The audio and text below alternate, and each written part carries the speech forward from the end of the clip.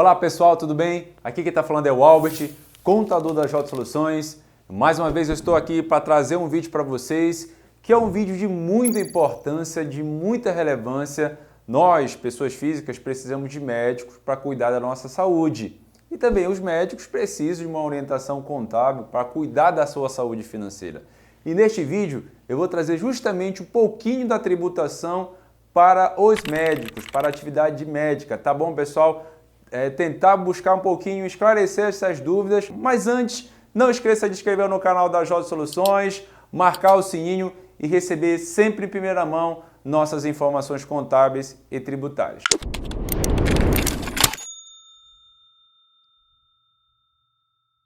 Seguindo aqui ao quadro, pessoal, fiz um esqueminha aqui para você, tá? Tanto da pessoa física, médico trabalhando como pessoa física, como também pessoa jurídica, empresas, certo? Trazendo um pouquinho das particularidades de cada um, mais ou menos quanto seria a sua carga tributária, para você entender melhor este assunto. Primeira situação, as ocupações. Então, médicos em geral, odontólogos, fonoaudiólogos, fisioterapeutas, tá? Terapeuta ocupacional, todas essas atividades fins, ela tem essa mesma operação, ela tem essa mesma sistemática de apuração, certo? E além disso, lembrando, nós temos que separar, como eu falei, a pessoa física da jurídica. Primeiro é o fato que eu vou trazer para você, certo? É trabalho como pessoa física.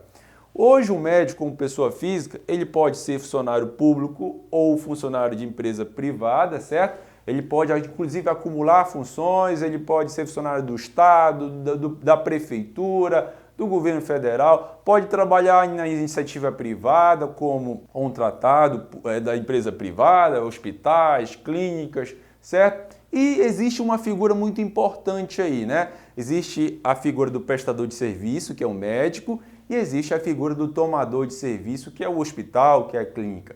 Então, quando esse hospital for pagar o médico, certo? Ele tem que reter, existe uma atribuição para ele de reter, calcular, reter imposto de renda, INSS, para o governo, certo? Então, o hospital vai, logicamente, emitir uma cédula C para ele, o comprovante de rendimento, para que comprove justamente este pagamento, certo? Outra forma do médico, pessoa física, trabalhar é como autônomo. Existe médico que gosta de trabalhar por conta própria, certo? Que tem o seu pontozinho de atendimento, certo? Às vezes existe aqueles conglomerados de médicos, certo? Ou seja, um prédio onde se divide o aluguel, cada sala existe o seu aluguel, existe a sua energia, enfim. Isso é o autônomo, ele trabalha por conta própria e não existe um patrão, certo? Que ele tem que seguir essas regras, ou seja, ele trabalha por conta própria. O autônomo, ele vai recolher o seu imposto através do Carnê-Leão e fazer a escrituração do livro caixa, onde você vai informar as despesas inerentes à sua atividade. É importante isso, pessoal. As despesas somente que compõem a sua atividade, tipo o aluguel, a energia, o material que é utilizado para desenvolver a sua atividade, certo? A sua atividade médica. Então, tanto da iniciativa pública quanto da iniciativa privada, se recolhe imposto de renda, quanto também o autônomo. Só que o autônomo vai se recolher através do Carnê-Leão, o livro caixa. Recolhe o imposto através da tabela progressiva do imposto de renda. Lembra da tabela progressiva? Que vai lá da faixa de isenção até 27,5, certo? Então, eu coloquei aqui um esqueminha na pessoa física para você entender um pouquinho melhor como funciona esse cálculo. Então, dei um exemplo aqui para você, certo? De um funcionário que teve um salário aqui mensal, certo? No valor de R$20.000, tá? Então, ele é funcionário de um hospital de iniciativa privada, ganha um salário aqui de R$20.000, certo? Ele contribui com o teto da Previdência do INSS, que é 11%. Como a iniciativa privada, o teto da Previdência é 5.839,45. Então, 11%, ele vai contribuir com 642,33. Então, em cima de 20 mil, certo? Ele pode deduzir a Previdência, ele pode deduzir o INSS, certo? E eu coloquei aqui a tabelinha, certo? Do cálculo do imposto de renda, tabela progressiva. Quem ganha até 1.903,98 está na faixa de isenção, certo? E quem ganha até acima de 4.664,68 vai pagar a alíquota máxima, que é 27,5%, tá? Hoje as alíquotas do imposto de renda tabela progressiva na pessoa física é 7,5%, 15%, 22,5% e 27,5%. É a contribuição máxima que você vai recolher, certo? Fazendo esse cálculo aqui, pegando os 20 mil, deduzindo a previdência, eu vou ter uma base de cálculo de 19.357,67. E a partir daqui que eu vou aplicar a alíquota do imposto de renda. Logicamente, verificar em que faixa que eu estou e aplicar a alíquota. Nesse caso, já fiz o cálculo aqui, tá? A alíquota efetiva deu 22,27%. Eu vou recolher aqui, sobre o meu salário de 20 mil, R$ 4.454, certo? Se eu buscar fazer essa divisão aqui do valor a recolher sobre o valor do salário, a minha alíquota efetiva dá 22,27%. Então essa é a primeira forma que eu vou passar para vocês para se calcular o tributo, calcular o imposto de renda sobre o funcionário, tá? Um funcionário da iniciativa privada, um médico contratado por um hospital, certo? Outra forma que eu coloquei aqui é o trabalho autônomo, certo? O médico trabalha como autônomo, pessoa física, existe lá seu consultório, certo? E ele tem um rendimento aqui de 20 mil reais, certo? Ele contribui também com a Previdência, certo? Nesse caso, contribui aqui com o teto da Previdência, 642,33. E ele tem aqui, ele faz o livro caixa, ele tem despesas inerentes à sua atividade, certo? Eu informei aqui um valor de 5 mil reais, certo? Então também eu posso deduzir da minha base de cálculo de 20 mil. Então eu tive uma base de cálculo aqui de 14.357,67, certo?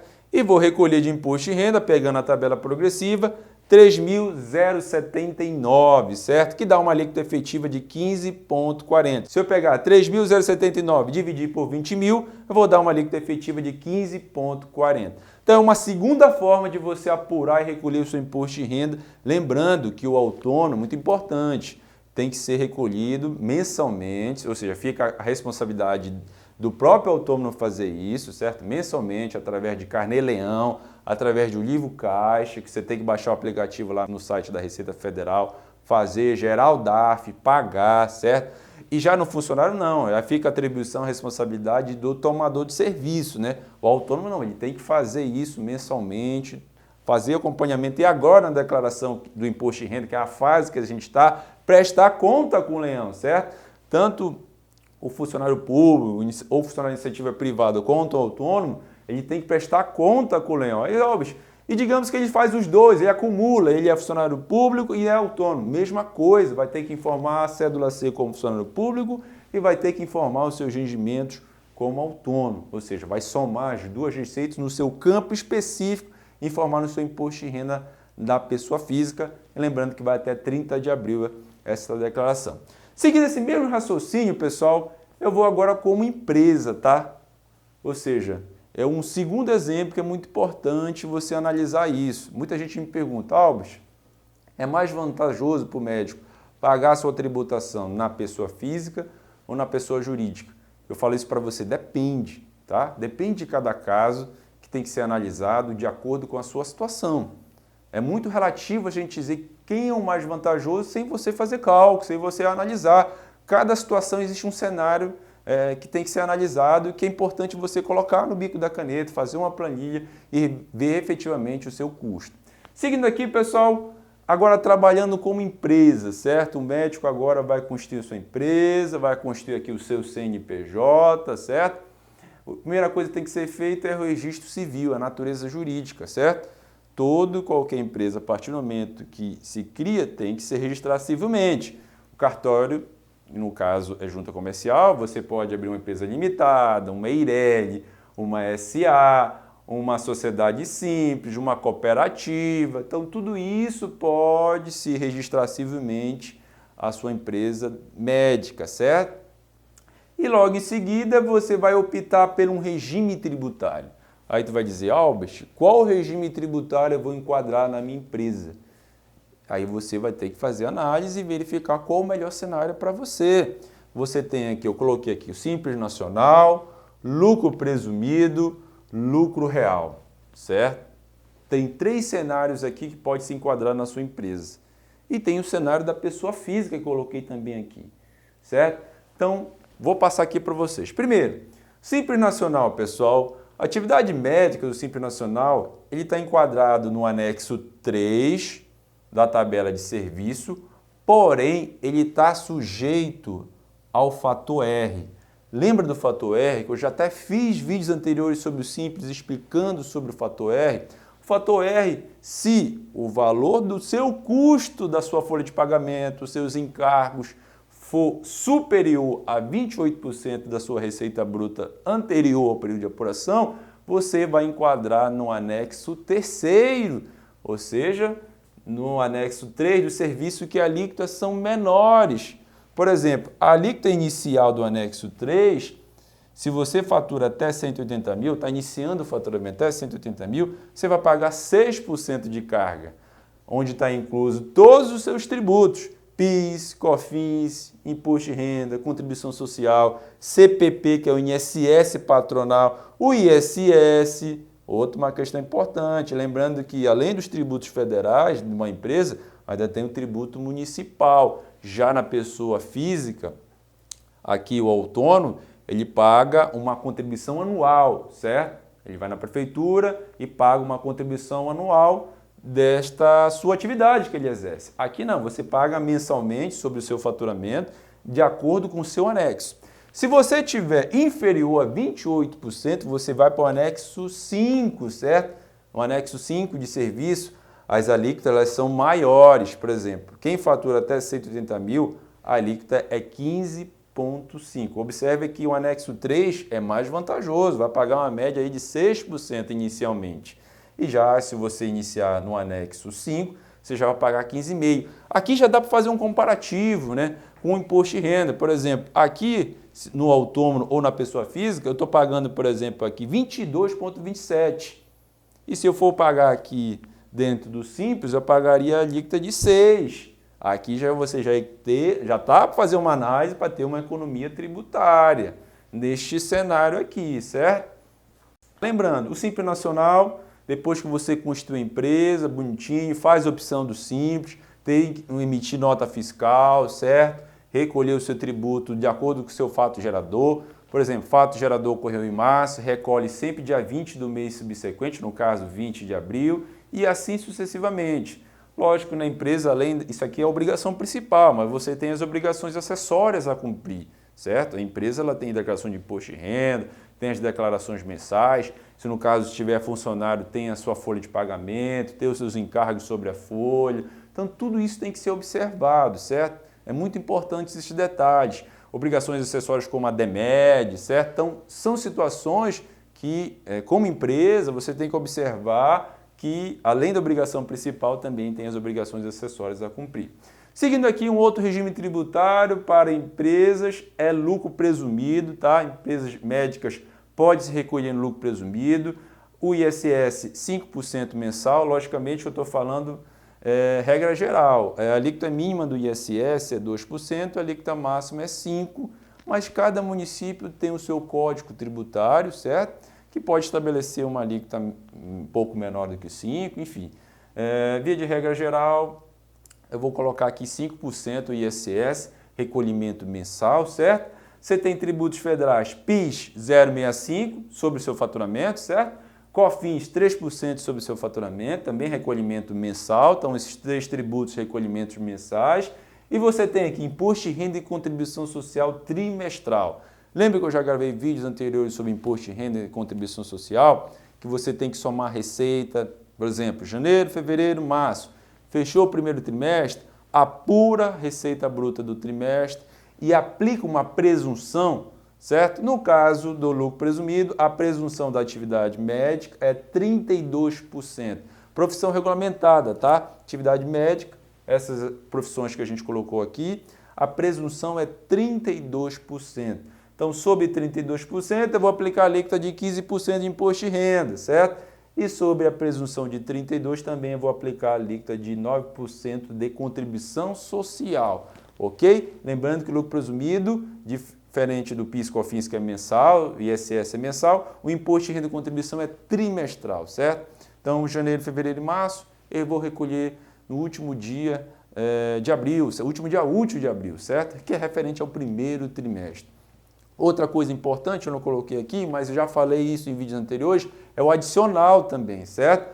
Aqui no imposto de renda existe o adicional de 10% sobre o excedente. Lembra disso? Se você ultrapassar os 60 mil de excedente no trimestre, por exemplo, digamos que o lucro do trimestre deu 80, mas o limite é 60, você ultrapassou aí 20 mil, né? Sobre esses 20 mil, sobre o que excedeu, você vai pagar 10% do excedente, além dos 15% que você já calculou, né? Então vai somar os dois e ainda pagar um pouquinho mais, certo?